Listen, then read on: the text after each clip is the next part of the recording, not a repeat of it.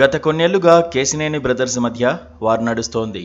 గతంలో వ్యాపారాలకు పరిమితమైన కేశినేని చిన్ని విజయవాడ రాజకీయాల్లోకి ఎంట్రీ ఇచ్చారు.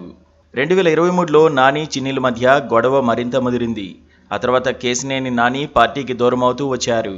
2024 ఎన్నికలకు ముందు నాని వైఎస్ జగన్ను కలిసి వైఎస్ఆర్సీపీలో చేరారు.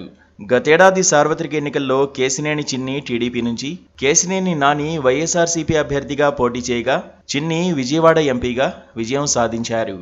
ఆ వెంటనే కొద్ది రోజులకు కేశినేని నాని తాను రాజకీయాల నుంచి తప్పుకుంటున్నట్లు ప్రకటించారు. అయితే కొంతకాలంగా ఆయన రాజకీయాలకు సంబంధించిన ట్వీట్లు, పోస్టులు మొదలుపెట్టారు. 2 రోజులుగా తమ్ముణ్ణి టార్గెట్ చేశారు. విజయవాడ మాజీ ఎంపీ కేశినేని నాని మరోసారి టీడీపీ ఎంపీ తమ్ముడైన కేశినేని చిన్నిని టార్గెట్ చేశారు. విశాఖపట్నంలో అర్సా కంపెనీకి భూముల కేటాయింపు వెనుక దోపిడీ అంటూ కేశినేని చిన్నిపై విమర్శలు చేసిన నాని తాజాగా విజయవాడలో ఎన్టీఆర్ భవన్ పేరును ప్రస్తావిస్తూ ఎంపీ కేశినేని చిన్నిపై కాస్త ఘాటుగానే పంచులు పేల్చారు. ఎన్టీఆర్ భవన్ పేరు పెట్టి అక్కడి చేసే పనులు మాత్రం వేరే అంటూ ఫేస్బుక్ పోస్ట్ షేర్ చేశారు.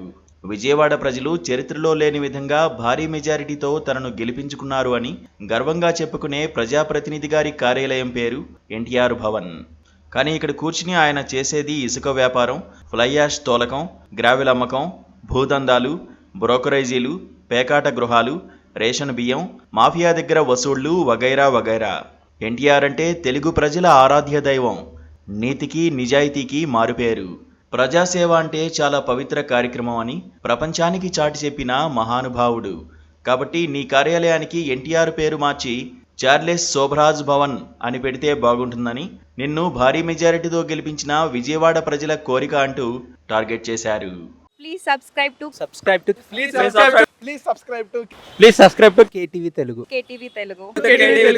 KTV Telugu. KTV Telugu. KTV Telugu channel.